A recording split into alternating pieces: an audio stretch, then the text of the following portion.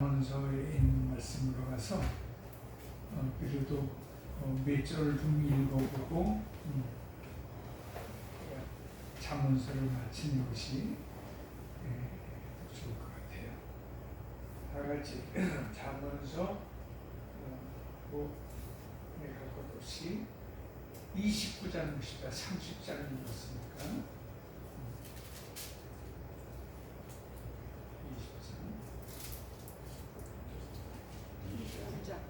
29장 죄송합니다. 제가 20장이라고 했습니까?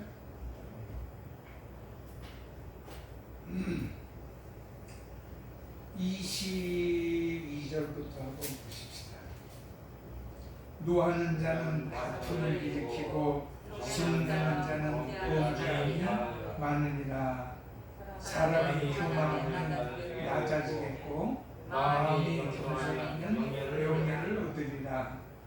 도둑과 짝하는 자는 자기의 영혼을 미워하는 자라. 그는 저주를 들어도 칭송하지 아니하느니라. 그래서 거기까지 우리가 읽어보고, 여러분 이 말씀이 왜 잠언서에 이렇게 있으면서 우리가 보고 어떻게 하려는 거예요 도대체? 노하는 자는 다툼을 일으키고 성내는 자는 범죄함이 많으니라. 이거 너무 평범한 일이죠. 근데 너 왜 성질내냐? 그러면 다 이유가 있어요. 아니 내가 성질을 내고 싶어서 내냐? 저 앞에 있는 녀석이 나를 자꾸 갈가대니까 내가 참다 나도 성낸다. 응? 노하는 자가 다툼을 일으키는 줄은 안다 이 말이에요. 성내는 자는 범죄함이 많다. 그래서 뜬금없이 전혀 무슨 남에게 어떤 그런 평범한 말 한마디 하려다가 죄를 짓게 되는 경우가 있어요. 요즘은 또 참 희한한 것이 상대방이 먼저 시비를 걸고 주먹질을 하다가 나도 반대급부로 주먹질을 하게 되어지는데, 또 이 녀석이 경찰에 신고를 해서 경찰이 오게 되어지면 경찰은 자초지종은 따지기 전에 누가 많이 때렸냐, 누가 많이 맞았느냐를 가지고 시비를 걸어요. 그렇기 때문에 이럴 때 보게 되어지면 또 평소에 권투를 좀 한다든지 좀 이런 것이 불리해요. 왜? 똑같은 주먹으로 한 대씩 쳤어도 상대방은 그냥 숨쉬기 운동밖에 안 하는 사람이었었는데 나는 권투 도전에 다니는 사람이었다. 그렇기 때문에 제가 죄를 뒤집어 쓰는 거예요. 이 사람아, 당신의 손은 살인 무기야. 응? 이 사람은 밥 먹고 숨쉬는 운동밖에 안 하지만은 당신은 권투 도장에서 이 주먹 쓴 기술을 연마한 사람이기 때문에 똑같이 평가할 수가 없다는 거예요. 당신이 사람 물어주려는 거. 얼뜻당치도 않죠. 자, 문제는 말씀이 하나도 다 맞는 말씀인데 내가 이해하기에는 이걸 용납할 수가 없어요. 응? 어떻게 이런 일이 일어날 수 있겠냐? 사람이 교만하면 낮아지겠고 마음이 겸손하면 영예를 얻는다. 맞는 말이죠, 이것도. 근데 사람이 왜 교만해요?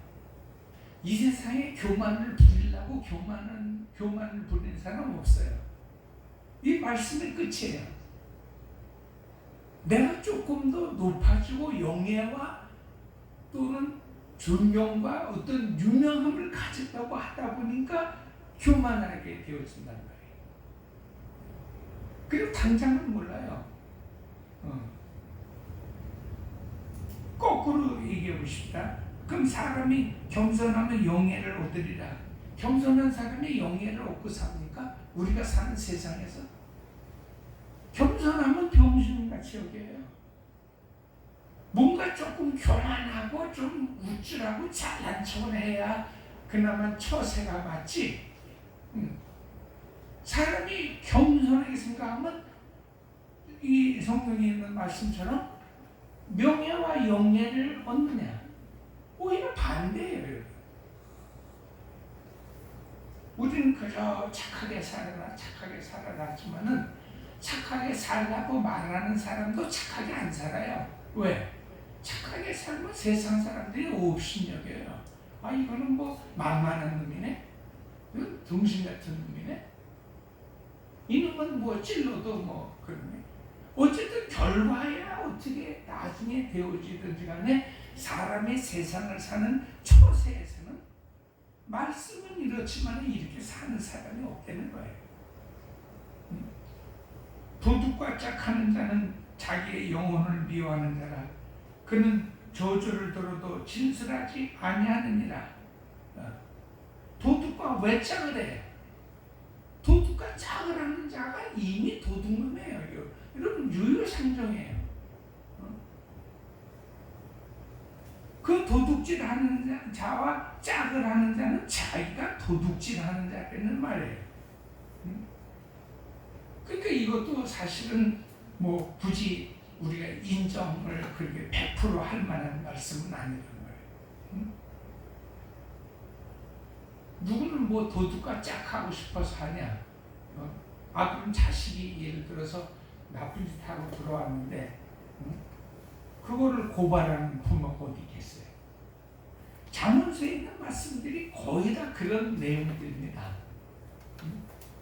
아니, 피는 물보다 진하다. 그러니까 감싸줘야겠지 않느냐.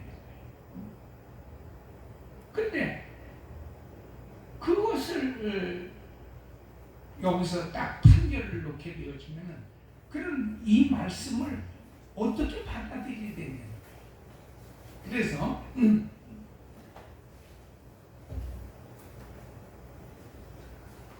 기껏 보려는 그 원래 그래. 그래서 이 보이는 손잡이가 이렇게 돌리도록 되어 있는 거예요. 자, 오늘 결론의 시간이기 때문에 말씀을 드리는 거예요. 그 잠언서 30장에 좀 약간 결론 같은 말씀이 있어요. 그게 뭐냐면 하나님이 땅의 끝을 정해놓으셨다는 거예요. 이게 무슨 말이에요? 하나님이 땅의 끝을 정해놓으셨다고 하는 말은 땅은 끝이 있다는 말이에요. 땅이 끝이 있다고 하는 말은 굳이 우리가 상상하지 않아도 땅에 어떤 그런 범위가 있다는 거예요. 범위가. 이 범위라고 하는 말을 우리가 제일 이해하기 쉽게 생각하면 그릇에다가 비유를 할 수 있어요. 그릇에다가 우리가 미숫가루를 타가지고 여름에 시원하게 한 잔 마시도록 하게 되어지면 그 안에 미숫가루를 넣고 물을 일정량 한 컵이나 뭐 한 컵 반 정도를 넣고서는 귀히 저어야 돼요. 그래야 그 미숫가루가 섞인단 말이에요. 근데 미숫가루는 젓가락을 가지고 아무리 휘저어도 절대로 그릇 밖을 나가지 않습니다. 이것을 끝이라고 그러는 거예요. 이걸 범위라고 그러는 거예요. 미숫가루가 그릇 속에 들어가서 잘 섞여지도록 휘휘 짓기는 하는데 아무리 휘휘 져도 저으면 저을수록 이건 회전. 그냥 돌아요. 빙빙빙빙 돌면서 섞일 뿐이지 밖으로 안 나간단 말이에요. 땅의 끝을 하나님이 정해 놓으셨다. 그리고 그 땅 위에 사람을 살게 하셨다라고 하는 말은 뭐예요? 사람의 삶이라는 게 뭐냐? 마치 미숫가루처럼 그릇 속에서 뱅뱅 도는 거라는 거예요. 응? 끝이 있다라고 하는 말은 범위가 있다는 말이에요. 응? 그래서 인간의 삶은 꼭 뭐예요? 불교의 윤회를 얘기하지 않더라도 돌고 돌아요. 왜? 끝이 있기 때문에 벗어나면 그게 죽음이거든요. 미숫가루가 그릇 바깥으로 떠져나오게 되면 한 줄에 딱 껴서 치워지는 것처럼 죽음이라는 거예요. 그렇기 때문에 이 그릇 안에 있는 이상, 그릇 안에 있는 이상 인생에는 쉽게 말씀드리면 답이 없어요. 답이 일정은 그 일이 그 일이고 이 일이 이 일이고 이게 답이 없다고요. 여지껏 말씀드린 것처럼 그 답을 구하기 위하여서 온갖 것을 다 동원하고 21세기에 그 눈부신 과학을 가지고서도 답을 해결할 수가 없어요. 우리는 뭐 단편적으로 뭐 미국에서 무슨 미사일을 들여오고 대구에 있는 사람들이 뭐 상주에 있는 사람들이 그걸 엄청 반대를 하고 데모를 하고 뭐 이렇게 하거든요.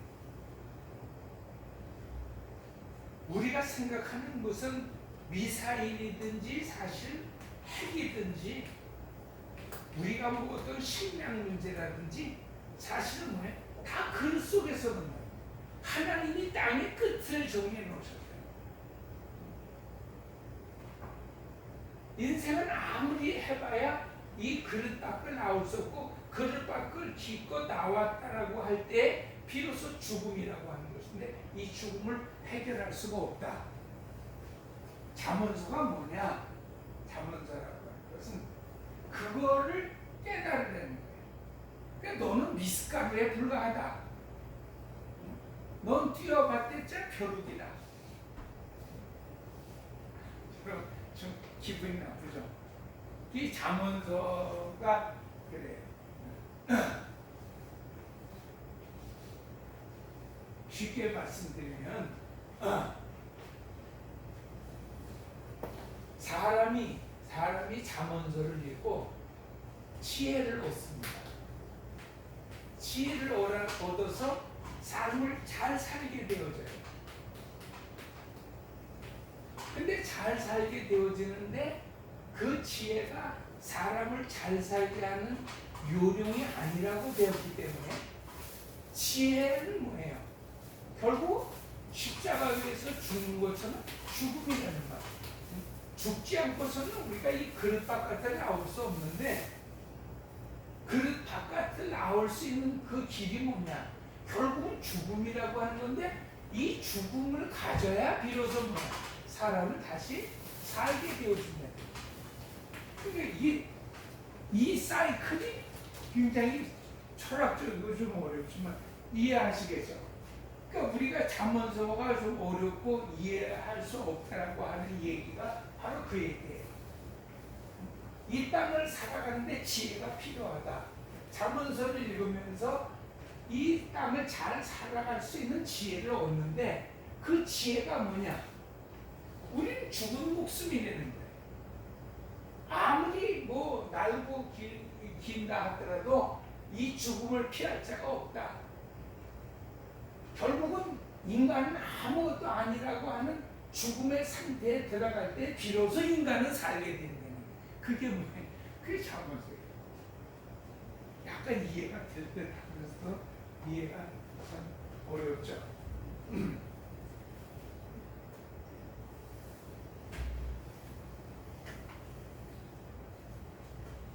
그래서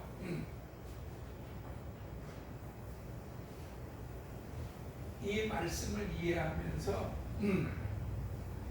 설교를 여러분이 잘 좀 생각을 하셔야 돼요. 왜냐하면 자꾸 우리 기독교가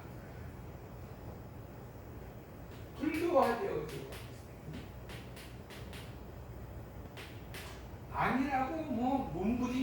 그래서 부인을 해도요, 기독교가 이상하게 점점 불교처럼 되었어요.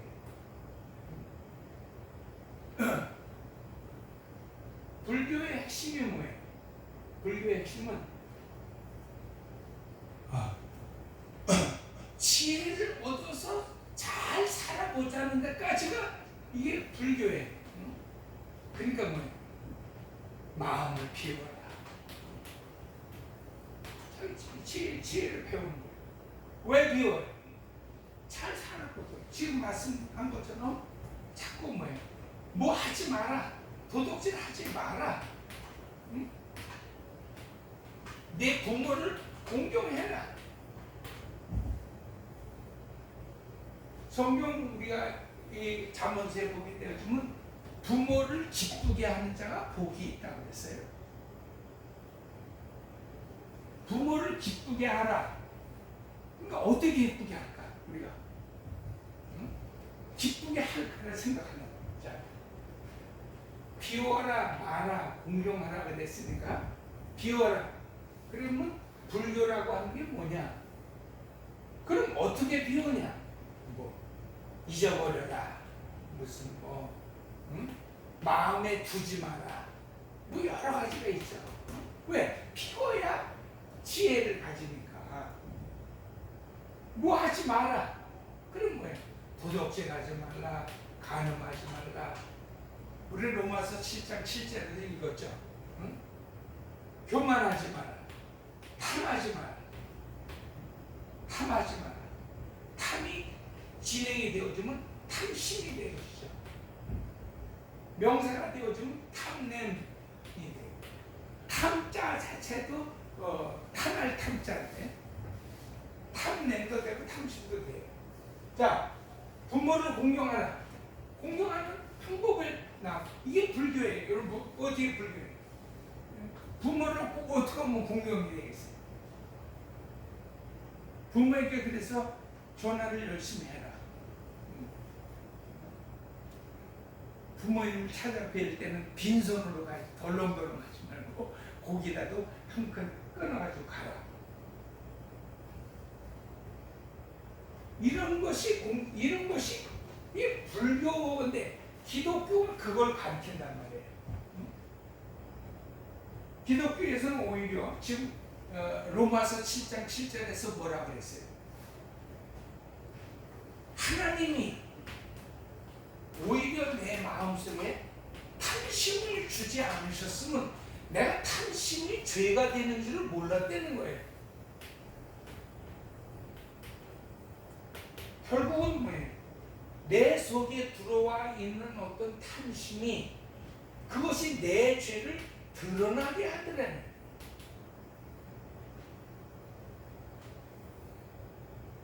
이게 뭐예요? 하나님께서 우리를 그릇에 담아두었다라고 하는 말씀을 이게 해석하는 말씀입니다. 쉽게 말씀드리면 불교는 비워서 하지 말아서 공경을 해서 공경을 한다라고 하게 되어지면 기독교는 사실 어떻게 돼요? 탐심, 내 속에 있는 탐심을 오히려 하나님이 불러일으키신다는 거예요. 응? 쉽게 말하면 내 마음을 탐심으로 격동케 하신다는 거예요. 내 속에 있는 탐심은 내가 비우는 건 뭐예요? 나를 일단 중심으로 해서 비우고 하지 않고 응? 공경하고. 여러분 우리가 십계명도 공부했습니다만 십계명은 그렇게 계명 자체에다가 보게 되어지면은 오늘날의 기독교가 되어집니다. 오늘날의 기독교가 뭐예요? 불교화되어진 기독교예요. 오히려 십계명은 뭐예요? 내 속에 들어와 있는 것들을 전부 하나씩 하나님이 충동시키고 이것을 뭐예요? 격동시켜서 격발하셔서 격발을 하면서 총에서 방아쇠 트리거를 딱 잡아당기는데 격발하여서 튀어나오게 하는 거예요. 튀어나와야 뭐예요? 죄인이로구나. 사람으로서는 할 수 없는 거로구나. 내가 죄인이면 어떻게 해요? 죄인으로서 나는 죄인일 뿐이지 하나님 앞에 구원은 요원하다. 이걸 깨닫게 되는 바로 뭐가 은혜가 필요하다는 거예요. 우리가 결론적으로 전체적인 것으로 말씀드리게 되었지만 하나님은 우리 속에 예수와 십자가를 끄집어내게 하게 하신다는 거예요. 기독교의 가장 중요한 것은 야, 너한테는 지금 십자가가 필요해 이 말이에요. 넌 지금 예수 믿지 않으면 안 돼 그 말이에요. 근데 여러분 말이 너무 쉽고 어떻게 보면은 또 가르치는 사람들이 그 내막을 잘 안 가르치니까 불교식으로 가르치는 거예요. 여러분 어떻게 쓰든지 마음을 비우세요. 욕심내지 마세요. 욕망의 전차에 뛰어올라타지 마세요. 그건 뭐예요? 패망의 성공입니다. 이렇게 해가지고 설교를 하니까 말은 여러분 들으면 아멘 할 뻔했지. 그게 불교식이라는 거예요. 불교식.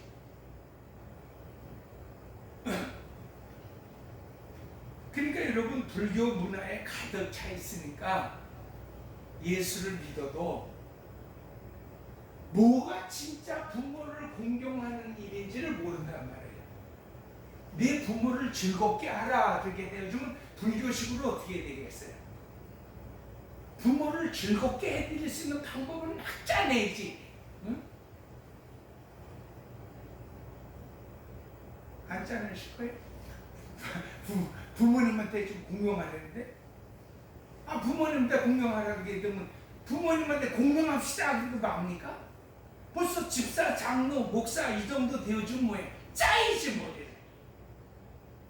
안 하던 짓을 해야지. 그래서 여러분 뜬금없이 전화를 한다고요. 그 부모님이 엄청 기뻐하세요. 그래서 이게 전화를 했더니 부모님이 전화라도 해주니 고맙다 아들아 이렇게 이제. 그리고 한 달쯤 지났는데 어머니한테 전화가 왔어요. 야 그새 그만두냐? 전화 한 번 하고 이놈아 그만두냐? 그리고 전화를 차라리 안 하고 있을 때는 욕도 안 먹고 그게 죄인지도 몰랐었는데 전화를 하고 나서부터 죄인이 되는 거예요. 오히려 집 나간 님이 1년 내내 전화 안 하다가 전화 한 번 하고는 부모님이 그냥 맨발로 버선발로 기뻐합니다. 근데 여러분 전화를 하루 이틀 하다가 한 달만 걸려도 금방 되는 거예요. 죽일 놈이 되어진다. 부모를 기쁘게 하는 일에 불교식으로라고 하는 말이 무슨 말이에요? 우리가 그 답을 가질 수가 없다는 거예요. 그게 그러면 다 뭘로 다 돌아와요? 그게 다 고민이고 번민이고 그것이 본뇌라는 거예요. 그래서 여러분 불교는 뭐예요? 우리는 인생사고 생로병사 한글로 썼죠. 생로병사. 왜 사람이 태어나고 왜 사람이 늙고 사람은 왜 병이 들고 왜 인간은 죽냐는 거예요. 거기에다가 뭐예요? 우리 인생에 108가지의 번뇌가 생기는 거예요. 이 번뇌가 뭐예요? 분명히 불교의 계가 있거든요. 불교가 밑에 8정도 이런 계들이 있는데 어떻게 지키냐는 이건 좀 여담입니다만은 요즘에 있어서 부모를 최고로 기쁘게 해드리는 것이 뭐예요?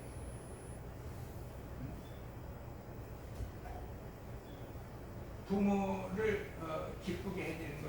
혼자 된 아버지, 혼자 된 어머니가 계시면은 혼자 된 아버지, 어머니한테 해드릴 수 있는 최고의 것은 뭐예요?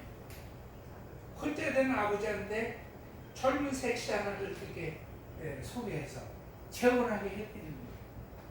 그게 사실 뭐니 해도 소고기 소 한 마리를 끌어오는 것보다 더 사실 분명히 그 효한 거예요. 근데 여러분 또 혼자 사는 어머니한테 그렇다고 해서 왜 20살 먹은 청년 하나 소개해서 재혼해서 이건 망측해가지고, 근데 망측하고 사람이 입을 못 내서 그렇지 그렇게 해드린다고 해서 혼자 사는 어머니가 싫어할 어머니는 없어요. 다 좋아하지.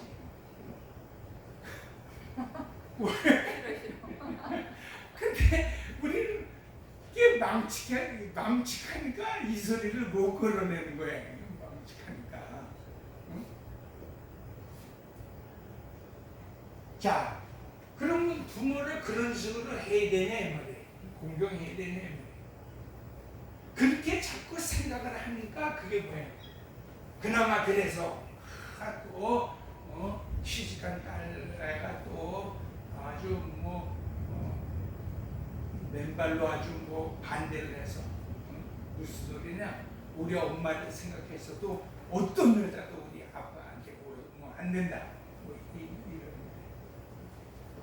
그나마 그래도 목사님 설교를 듣고서 잠언서를 많이 읽은 어떤 그 집사님 딸내미가 그래도 부모를 기쁘게 해드리는 것이 복을 받는 길이다. 그러니까 그냥 우리가 눈 뚝 감고 젊은 청년 하나, 남자 청년이 아니라 예쁜 처녀 하나 이렇게 소개해드리자.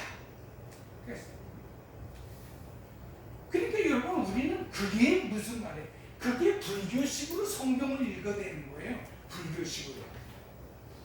자, 그러면 여태까지 그래도 4시간 동안 잠언서를 읽고 지금에도 은연중에 내가 답을 다 말씀드렸으니까 오집사님 진짜 기독교식인 부모를 공경하는 방법은 뭐예요? 잠언을 통해서 한다고 하면 뭐라고 얘기해요?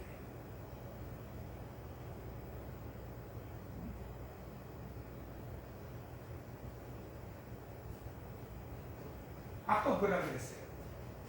지혜는 잘 살게 돼요. 아주 이해하기 좋으라고 하는데 사모님이 또 저렇게 고개를 숙여서 또 그 감당하기가 내가 참 어려운데 기왕에 꺼내냈으니까 안 재밌어요? 재밌잖아요. 어쨌든 이런 분들은 머리에 쏙쏙 들어오는 말이니까. 지혜가 뭐냐? 불교식으로는 뭐다? 홀로 된 아버지에게 여자 하나를 소개해 드리는 것이다. 그게 잘 살게 하는 요령이잖아요. 근데 그 잘 살게 하는 요령이 지혜로 성경적인 이 불교적인 지혜로 왔을 때는 갑자기 느닷없이 여기에 또 총각과 처녀가 등장을 해야 되지만 기독교식으로 얘기하게 되어지면 기독교식의 참된 자문의 지혜는 뭐예요? 죽음이라는 말이에요. 그러니까 여러분 잠언서를 불교식으로 다 해석하게 되어지면 자꾸 또 우린 구한다고요. 전화를 할까, 고기를 사다 드릴까, 옷을 입혀드릴까, 홀로 되셨으니까 저 젊은 남자나 할머니 한 분을 소개를 해드릴까 이렇게 생각한단 말이에요. 그건 잠언, 성경적 잠언이 아니라는 말이에요. 이해하시겠어요? 기독교식 잠언은 뭐예요? 기독교식 잠언은 죽어야 죽음을 통과하면서 비로소 인생은 살게 되어진다라고 하는 이 진리가 잠언이라는 말이에요. 이게 하나님의 기독교의 지혜라는 거예요. 그러니까 정말 공경하다고 하신 말씀도 우리는 그 말씀의 본질을 생각해야 돼요. 정말 아버지를 부모를 기쁘게 해드릴 수 있어서 복을 받는 방법은 뭐냐? 그것은 부모를 곱게 죽게 해야 된다. 곱게 죽어서 정말 인생이 산다는 것이 무엇인지를 가르쳐드려야 되는 거예요. 그러니까 자꾸 여러분 어떤 할머니가 좀 보기에는 나이보다는 훨씬 한 20년 젊게 보인다고 할머니를 자꾸 갖다가 붙여드리는 게 효가 아니라 아버지 성경에 보니까 인생은 다 죄입니다. 우리는 죄값을 죽어야 합니다. 그래서 이 세상에서 풀지 못하는 이 죽음의 문제 때문에 온갖 종교가 생겨나고 이 불교가 생겨난 것입니다. 새로 할머니 한 분을 얻으셔도 그 얻으시고 나서 이게 단 몇 달은 뭐 좋으실지 모르지만 그로 말미암아 이제 한 넉 달째부터 주어지는 일들을 생각하면 아버지는 지옥에서 살게 될 겁니다. 제일 중요한 것은 일단 아버지 마음부터 인생은 누구나 다 죽는다. 나 죽는 줄 몰라서 내 놈이 떠드냐? 이거 아주 그저 막심한 놈 자식 같으니라고. 아니 손도 돌돌 떨려가지고 물도 못 마시겠구만. 나보고 죽으라고. 그러나 기독교식 자문을 말 그거라는 말이에요. 아버지 죽음을 통과하지 않으면 살 수 없습니다.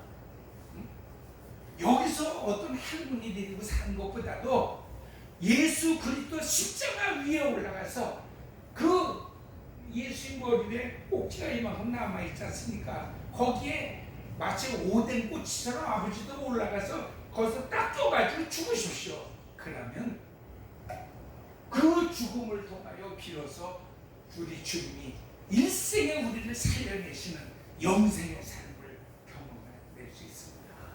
그게 진짜 아버지의 행복이고 이거를 자식들이 가르쳐줘야 된다는 거예요. 그러니까 여러분 예수 믿는 사람들이 그 일을 잘 못하죠. 지금 여러분은 근데 4시간 설교를 듣고서도 이거 좀 진가 아닌가 하는데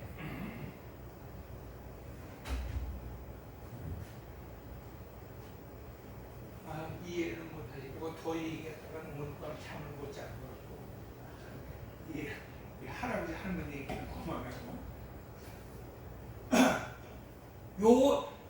요거는 어쨌든 이해가 되시겠습니까? 정말 기독교식인 것은 내가 잠언과 교훈을 통하여 얻어진 말씀을 이루기 위하여 무엇을 할 것인가를 생각하는 것이야말로 전형적인 불교식이라는 말이에요. 그럼 예수가 필요 없잖아요, 여러분. 그렇게 다 잘하고 예뻐졌는데 예수께서 왜 와서 십자가를 지셨겠어요? 그러니까 여러분 불교의 중요한 교리가 생로병사요, 인생 사고에다가 108번뇌를 가졌다 할지라도 자 보리수 나무 밑에서 석가모니가 지금 기도를 합니다. 보리수 나무 밑에서 자 인생은 뭡니까? 왜 인생은 태어나고 왜 인생은 왜 병들고 왜 죽습니까? 왜 이런 번뇌가 있습니까? 이것에서 어떻게 하면 해탈하겠습니까? 하고 기도를 하는데 기도를 하는 그 순간순간에도 석가모니가 모르고 있었던 일이 뭐예요? 퀴즈. 요거 말씀해 주시면 금방 끝내요. 보리수나무 밑에서 인생 사고를 가지고 인생은 왜 태어나서 왜 죽느냐를 깨달아 보려고 애를 쓰는데 그 기도하는 순간순간 석가모니는 그 전혀 눈치를 채지 못하는 것이 뭐예요? 석가모니는 죽어가고 이걸 해석하기 위해서 기도를 하고 있는데 시간이 칙칵 하고 여러분 하늘이 움직일 때마다 뭐예요? 쉽게 말하면 늙어가고 있고 병들어가고 있고 그는 죽어가고 있다는 사실이에요. 그게 바로 불교의 한이에요. 이걸 깨달았다라고 얘기하는 것이 몇 개? 이걸 뭐 해탈했다 뭐 이런 식으로 얘기를 하는데 순불화예요. 그러니까 여러분 옛날에 그 조성철 그 중이 죽을 때 그게 죽은 거예요. 나는 평생에 뻥쳐 나야말로 큰 거짓말쟁이였던 거예요. 제가 죽으면서 생각해 보니까 죽으면서도 내가 이걸 깨달으려고 중이 돼가지고서는 그렇게 애를 썼지만은 그거 하는 중에도 내가 몰랐던 사실이 하나 있었는데 내가 이렇게 나도 죽는구나. 누워서 안 자고 무슨 반소사 음수로 나물과 채소만 먹으면서 이렇게 정말 해탈해 보려고 했지만 석가모니가 깨닫지 못한 것을 내가 이제서 깨닫는 거예요. 그게 뭐예요? 어느새 나는 생각치, 나는 정말 눈치도 채지 못하는데 어느새 나는 늙고 병들어서 나는 죽는 거야. 그러니까 내가 여태까지 한 소리가 뭐냐? 다 뻥치는 소리라는 거예요. 아멘. 제가 한 게 아니다. 옛날에 그 성철 승려가 한 말이에요. 우리 안수장 이해하시겠습니까? 무슨 말씀입니까? 이해가 있으면 얘기해 보세요. 그 목사님이 너무 편견을 가지고 있다라고.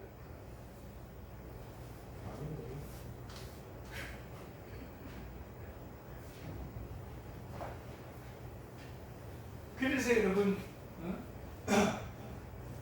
옛날 초대 현대 그 시 중에서 여러분 조지온의 승무라고 하는 그 시가 아십니까? 조회장님, 하늘하니 깎은 머리 박사꽃갈에 감추고 빛으로 노을되는 것이고 고이 접어 나빌레라 이런 것이 있죠. 중이 왜 머리를 깎습니까?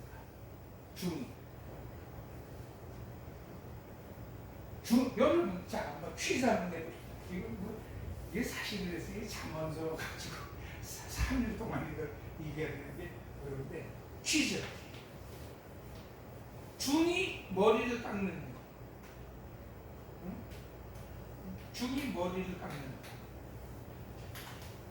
거. 중은 어떻게 머리를 깎아요? 그래서 생긴 속담이 뭐예요? 중은 아무리 중이라도 제 머리는 못 깎는다. 이게 뭔 소리예요? 아무리 절간에 고승이라 해서라도 지 머리는 못 깎는다. 이걸 뒤집어서 생각하면 무슨 말이에요? 스스로 할 수 있는 게 아무것도 예? 없다. 할 수 있는 게 아무것도 없다. 할 수 있는 것이 없다.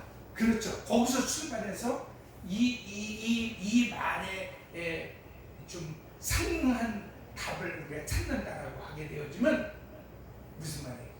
중도 머리를 깎을 때는 세상 사람들에게 깎여야 된다는 말이에요. 중이 제 머리를 못 깎는다는 말은 너는 이 세상이 힘들고 고난스러워서 골짜기로 들어가 숨었지만 네 머리털을 깎으려면 너는 다시 속세에 나와서 세상 사람 이발소에서 머리를 깎아야 된다는 말이에요.